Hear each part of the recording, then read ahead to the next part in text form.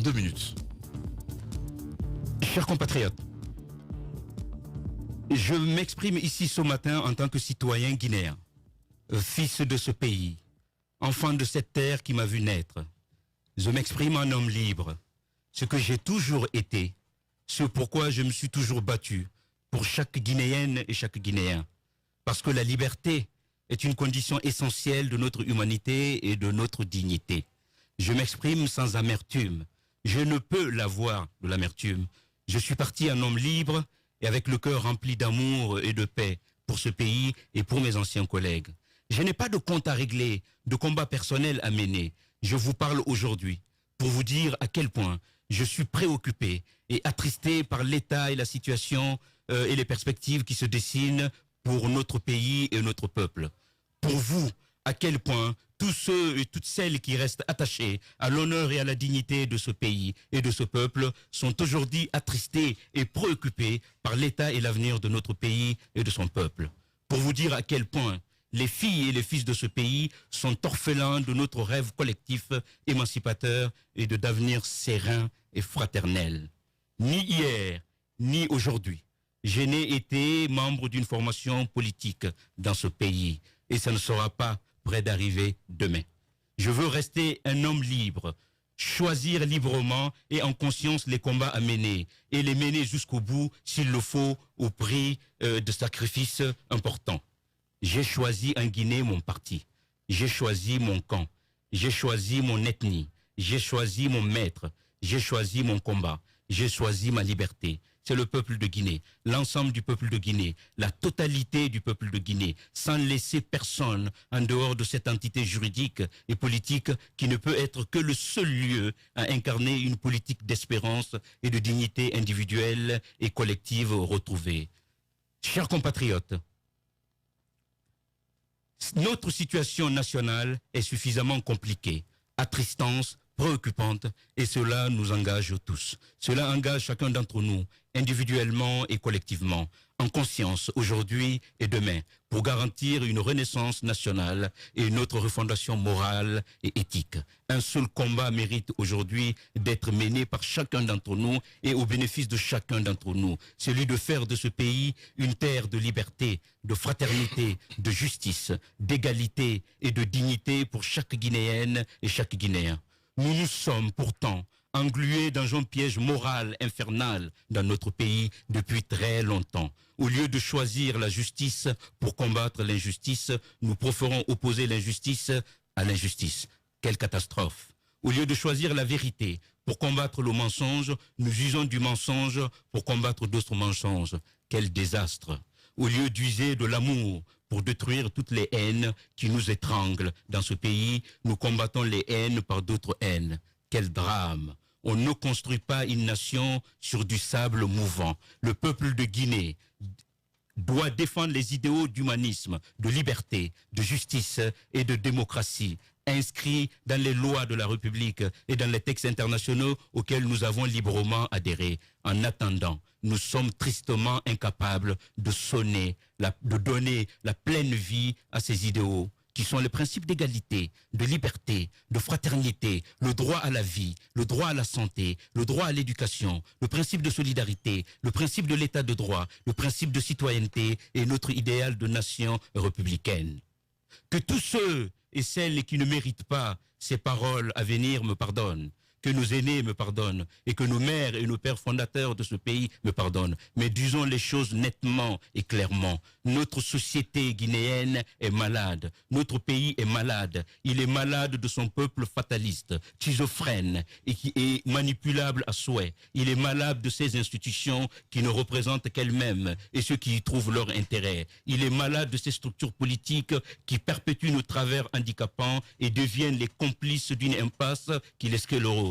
Il est malade de sa société civile qui, au-delà de sa bonne foi, n'a pas été capable de construire un discours propre, capable de critiquer, de s'opposer et de proposer sans paraître politique ou politicienne. Notre pays est malade de ses responsables religieux qui ont perdu le courage de défendre les plus faibles, de défendre la justice et la liberté au nom de l'intérêt général et de la foi religieuse. Il est malade de sa jeunesse qui est globalement devenue une marchandise et un instrument politique au service non pas de la nation nation guinéenne, de la patrie guinéenne, mais des individus, des groupes d'individus ou de communautés. Il est malade de ses incohérences, il est malade de ses irresponsabilités, il est malade de son immoralité, il est malade de sa structure et de sa culture de haine et d'exclusion. Notre pays est malade de notre inadaptabilité, de l'inadaptabilité de nos institutions à notre histoire, à notre culture. Il est malade de ses impasses structurelles, il est malade de ses élites, il est malade de ses responsables sociétaux et moraux, il est malade de sa cupidité honteuse et irresponsable, il est malade de ses mensonges, il est malade de ses fourberies,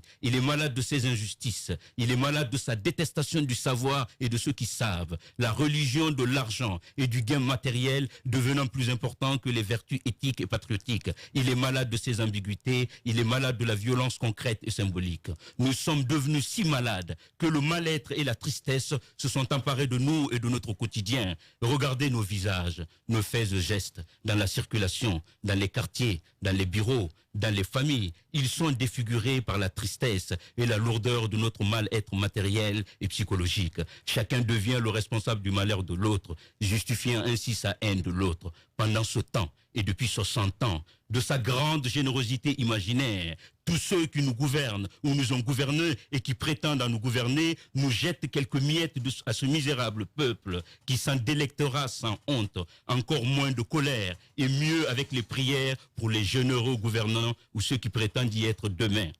Drôle de pays qui est le nôtre. Tout le monde a bien fait.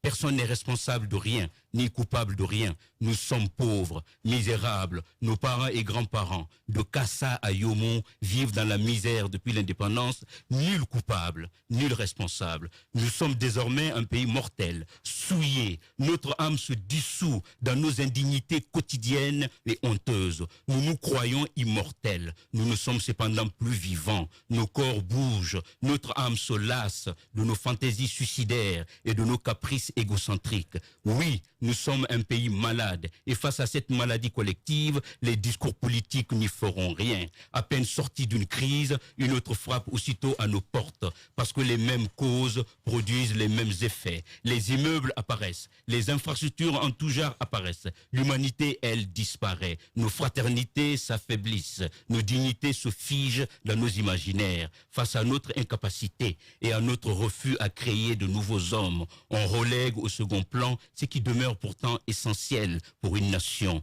l'humain, la dignité, le savoir-être, le savoir-vivre, la justice, l'égalité, la liberté. Pendant que l'un apparaît, l'autre a déjà foutu le camp. Nous continuons à casser les thermomètres pour faire disparaître la fièvre. Au lieu de se poser sereinement la question des causes, nous passons notre temps à disserter inlassablement sur les effets de nos anémies et de nos maladies collectives. Mais cette affaire de troisième mandat ou de modification constitutionnelle n'est que le résultat des effets de nos maladies. Pourquoi nous et pas les autres? Pourquoi chez nous et pas chez les autres? Cette question, on ne devrait même pas se le poser dans notre pays. Accepter cette hypothèse de troisième mandat, c'est tuer pour toujours notre espérance démocratique. L'accepter, ce serait une forfaiture morale grave. L'accepter, c'est valider que le passé avait raison, alors que nous savons à quel point ce passé nous coûte encore aujourd'hui. L'accepter, c'est valider l'idée que la parole, l'engagement et le serment moral n'ont plus de valeur dans notre pays. L'accepter, c'est se dédier et compromettre l'avenir de notre pays. Pour un pays qui a toujours plus besoin de repères et de socles moraux et éthique, ce serait un désastre immense et un saut en arrière aux conséquences incalculables. J'espère qu'il est encore temps d'éviter cela à notre pays, à ce peuple, cette formule, cette prière, et je l'exprime vivement aujourd'hui. Nous avons que la haine et la destruction, parfois même l'humiliation de l'autre comme projet politique, comme projet de société, voire même comme ambition personnelle. Nous n'avons que des manœuvres, des diversions, des mensonges comme idéologie politique. Nous n'avons que la violence et l'exclusion comme vision et stratégie politique. Pendant ce temps, le souverain peuple de Guinée croupit et crève dans la pauvreté, dans la misère, dépourvu qu'il est de sa maturité, de sa responsabilité et de sa dignité. Nos systèmes de pensée, nos habitudes de langage sont truffés de mécanismes qui génèrent une violence invisible, qui peut s'immiscer dans nos attitudes et nos expériences familières, sans que nous en ayons conscience. Ceux qui n'ont plus rien à gagner n'ont également plus rien à perdre. Il faut donner à la politique sa lettre de noblesse, sa raison d'être, servir le peuple, protéger les Guinéens et leur garantir une vie de dignité, d'honneur et de juste épanouissement libre. Enfin, chers compatriotes, je voudrais vous inviter à tous à nous interroger sur cette attristante et troublante réalité de notre pays. Pourquoi, en Guinée, ceux qui disent vrai ont plus peur que ceux qui disent faux? Pourquoi il est pénible et risqué en Guinée de dire le vrai que de défendre le faux? Pourquoi dans notre pays, il est plus aisé de vivre heureux avec le mensonge que de vivre heureux avec la vérité? Je dis aux porteurs de vérité de ne pas renoncer, de ne pas avoir peur, de ne laisser entre les mains de personne la vérité. Dieu et leur vie et leur survie, Dieu les protégera et leur dire la vérité et d'assumer sans offense, sans haine. Sinon cette vérité perd son sens et sa force. Puisque la vérité est le fondement de toute vie sociale heureuse, harmonieuse et juste. Sans elle, puisqu'elle doit être dite et défendue, y compris contre nos propres intérêts, nos propres affinités, nos propres logiques, la vérité libère l'homme de l'asservissement. Elle peut rendre triste, parce qu'elle nous impose parfois de contrarier et de peiner nos affections, nos affinités et nos intérêts. Mais elle est indispensable. Elle est le plus solide fil des liens sociaux durables et sans rupture. Parce que la vérité n'est que vérité que lorsqu'elle est dite et subie sans distinction pour ceux qu'on aime, pour ceux, hélas, qu'on dit ne pas aimer. Au regard de la déchéance morale qui frappe notre pays, la vérité comme mère de la justice, de la liberté et du fondement national sera notre libératrice. La Guinée sera ou ne sera pas, la vérité vaincra ou ne vaincra pas. Chers compatriotes, je vous le dis enfin, si vous voulez construire la Guinée, il nous faut veiller à ce que un certain nombre de vérités soient dites. Nous sommes si confortables en Guinée à tenir Alpha Condé, Cellou Dalein Diallo, Sidia Touré, Lansana Kouyaté, ou Faya Milimono, ou je ne sais quel autre responsable de nos malheurs, de nos soucis, de nos impasses, de nos échecs. C'est si confortable, mais c'est faux. Nous, peuple de Guinée, nous sommes les principaux responsables de nos malheurs et de nos misères. Lorsque le maître, le souverain peuple décide d'abandonner sa responsabilité, il devient l'esclave de la situation et ne saurait se plaindre de sa propre et lâche complicité.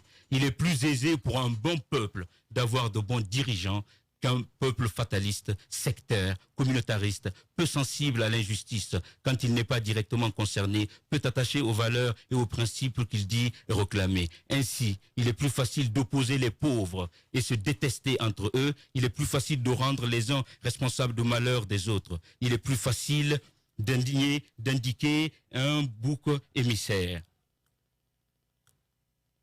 Il est écrit où que nous ne pouvons pas vivre ensemble heureux? Qui a dit cela? Qui a décidé cela si ce n'est nous-mêmes et nos propres faits et gestes? Nous nous gargarisons tous les jours d'une factice fierté nationale, alors que nous restons encore, des générations après, honteusement conditionnés par des créations anthropologiques et coloniales. Le Peul est ainsi. Le Malinké est comme ça. Le Soussou est comme si. Le Kissi est ainsi. Le Guerzé est de la sorte. Le Thomas parle ainsi. Des schémas de pensée artificiellement construits sont si obsessionnellement transmis de génération en génération, rendant inefficient tout génie créateur et toute volonté nationale, démocratique et humaniste. Chers compatriotes, je formule ici le vœu pour que ce peuple retrouve la sérénité, pour que ce peuple accepte des valeurs sans lesquelles nous ne saurons vivre en paix et dans la justice. J'ai dit aux Guinéens, si nous voulons, si vous voulez un pays de liberté, de justice, soyez vous-même fidèles à la liberté et à la justice. Un peuple qui ne mérite pas la dignité ne saurait être dignement traité. Que Dieu protège la Guinée et tous les Guinéens. La démocratie est l'expression collective d'une volonté générale. Que chacun d'entre nous l'exprime sincèrement et loyalement. Vive la démocratie, vive la Guinée, que Dieu bénisse la Guinée. Je vous remercie. Le ministre